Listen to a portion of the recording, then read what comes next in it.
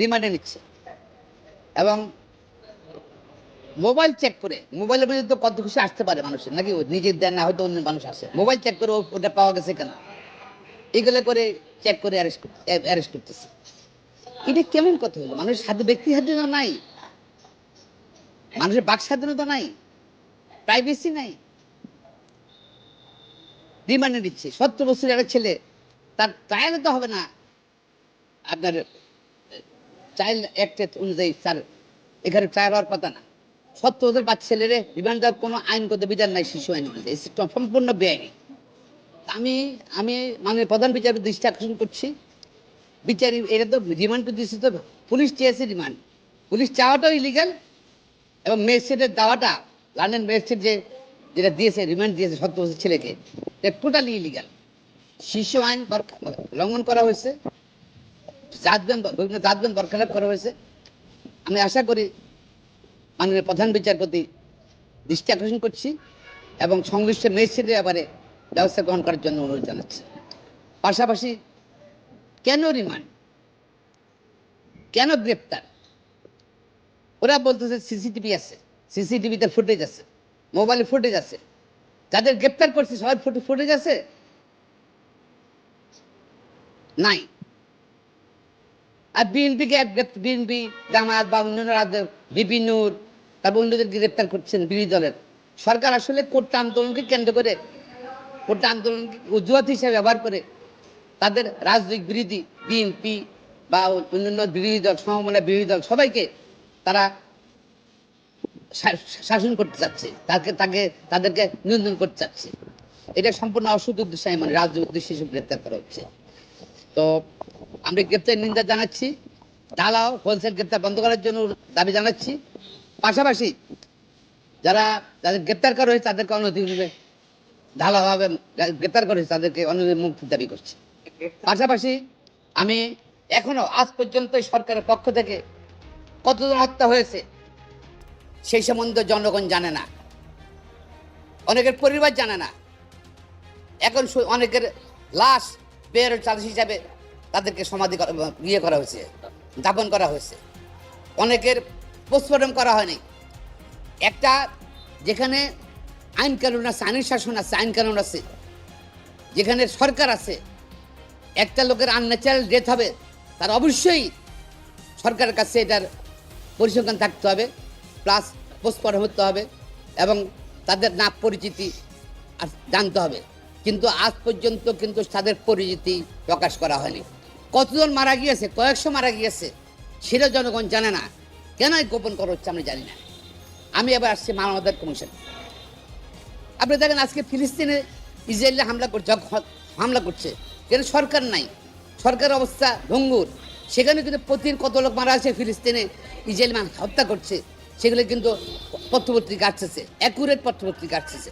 আর বাংলাদেশে কিন্তু সরকার আছে, মানবাধিকার কমিশন আছে, একটা আছে। তাদের কাজটা কি? বাংলাদেশে মানবাধিকার কমিশনের কাজটা কি? তারা কেন কোনো বক্তব্য তাদের নাই? তারা কেন পরিসংখ্যান দিতে পারলো না? সরকারও দিল না, মানবাধিকার কমিশন দিল না। আমি মনে করি এই মানবাধিকার কমিশনে যারা আছে ওরা বিলুপ্ত করে দেওয়া উচিত। এবং রাষ্ট্রের এই যে টাকা তারা বেতন নিচ্ছে, তাদের সুযোগ সুবিধা নিচ্ছে, তারা কোনো কাজ করছে না। তারা মনে সরকারের আজ্ঞাবহ হয়ে গেছে মানবাধিকার কমিশন। এই মানবাধিকার কমিশন দরকার নাই আমাদের। যে মানবাধিকার কমিশন ক্ষয়ক্ষতি বলতে পারবে না, মানুষ হত্যার কথা বলতে পারবে না, সংখ্যা বলতে পারবে না, আহতের কথা বলতে পারবে না, মানবাধিকার কমিশনে কী করবো আমরা? আর দেখেন কোন সিচুয়েশনে ছাত্র আন্দোলন হয়েছিল, যে সময় সরকারের একজন উচ্চপদস্থ কর্মকর্তা অর্থাৎ পুলিশের সাবেক আইজিবি বেনজির আহমেদের যে সময় হাজার হাজার কোটি টাকার খবর বেরোলো, যে সময় এই এনবিআরের কর্মকর্তা মতিউরের শত শত কোটি টাকার দুর্নীতি সম্পদের কথা বেরোলো, যে প্রধানমন্ত্রী নিজেই বললেন যে তার ঘরের পিয়ন, অফিসের পিয়ন 400 কোটি টাকার মালিক, এবং কারে বিচার হচ্ছে না, কেউ গ্রেপ্তার হয়নি। ঠিক আছে। তারপর পাবলিক সার্ভিস কমিশনের ড্রাইভার আবেদ আলী পিসিএসে অনেক কর্মকর্তাকে যার সে প্রশ্ন পাশ করিয়েছে, এখনো তারা বহাল তবিয়তে আছে সেসব কর্মকর্তারা। শিশু কর্মকর্তা পুলিশও আছে, শিশু কর্মকর্তারা প্রশাসনও আছে, ওদের ব্যাপারে কোনো ব্যবস্থা গ্রহণ করা হয়নি নাকি?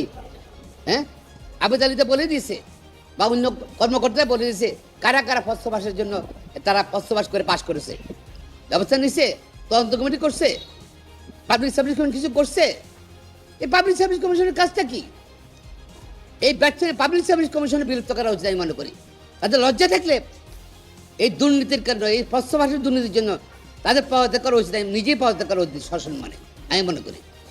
তো এই সব কিছু মিলাই আজকে কেন সিচুয়েশন দেশ উত্তপ্ত, বিরোধী রাজনৈতিক কর্মীদেরকে তারা চেষ্টা করতেছে তাদের নিয়ন্ত্রণ করার জন্য, গ্রেপ্তার করতেছে, হত্যা করতেছে, নির্যাতন করতেছে।